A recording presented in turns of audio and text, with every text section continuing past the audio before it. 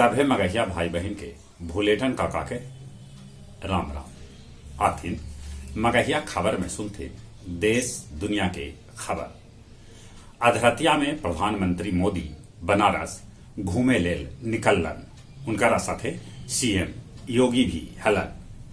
पश्चिमी चंपारण के वाल्मीकि नगर में राज्य कैबिनेट के बैठक 21 दिसंबर के होत। छत्तीसगढ़ केंद्रीय विद्यालय के 9वीं के छात्र हार्दिक अपन दोस्त के साथे मिलके 1700 रुपया में बनौलक रॉकेट 500 फीट के ऊंचाई तक उड़ल। बिहार पंचायत चुनाव में शामिल सभी उम्मीदवार के 1 जनवरी 2022 के पहले खर्च के ब्यौरा देवे पड़त। बालू से राज्य के भेटायत 500 करोड़ रुपया। फुलवारी शरीफ के रामपुर फरीदपुर पंचायत के नव निर्वाचित मुखिया नीरज कुमार के गोली मार के हत्या कर देवल गए।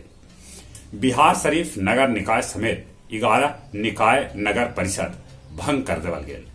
चुनाव होवे तक डीएम अधिकृत कैल गेलन है। खीरी किसान हिंसा मामला में केंद्रीय गृह राज्य मंत्री अजय मिश्र टोनी के बेटा आशीष समेत 13 गो आरोपी पर हत्या के मुकदमा चलावल जाए। 45,000 घूस ले बेतिया के बीआरपी गुड्डू कुमार गिरफ्तार कैल गेल। डीपीओ राघवेंद्र त्रिपाठी के कार्यालय में कार्यरत हल। पुंछ में लश्कर के कमांडर के मार गिरावल गए। ओमिक्रॉन के बढ़ित संक्रमण से दुनिया के कैकन देश में नियम कठोर कर देवल गए। इंडोनेशिया के फ्लोरेस द्वीप पर 7.3 तीव्रता के भूकंप आये।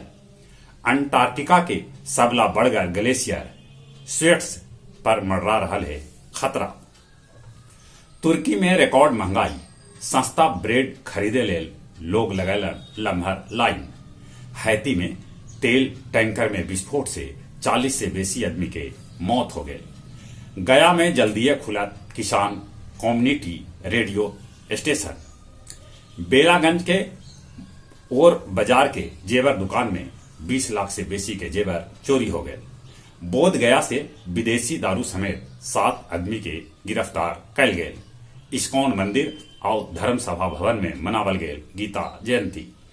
गया के कलाकार ईश्वरी प्रसाद न रहलन, उनकरा सत नमन।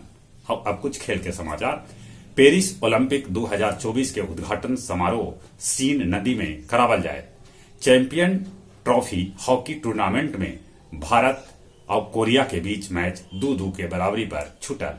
पाकिस्तान वेस्ट इंडीज के दूसरका T20 मैच हरा के सीरीज 2-0 से जीत लेलक। भारत के नौकायन खिलाड़ी विदेश में अभ्यास करतन। जहां तक मौसम के सवाल है, बिहार में सबला ठंडा गया रहल। गया के तापमान 7.8 डिग्री रिकॉर्ड कर गए। ठंडा से बचते, कोरोना से बचे लेल मुंह और नाक पर मास्क लगाते, सोशल डिस्टेंसिंग के पालन करते। जो उम्र 18 बछर से ऊपरे है तब कोरोना के वैक्सीन जरूर लेते। चलिए एक बार फिर से अपने सभी के भूलेटन काका के राम राम।